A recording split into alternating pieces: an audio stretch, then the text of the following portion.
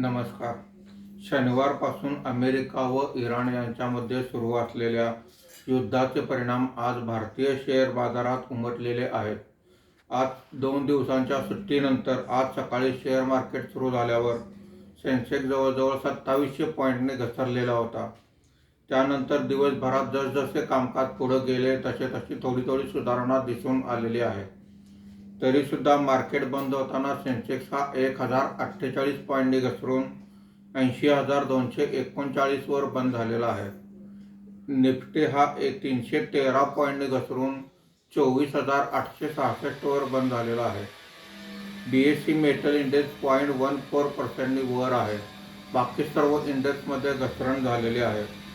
BSE auto index 2.23% खाली आहे. NSE mid cap index 1.58%, NSE small cap index 1.75% खाली आहे. उद्या होळीनिमित्त शेअर मार्केटला सुट्टी आहे, त्यामुळे बुधवारी पुन्हा भेटूया.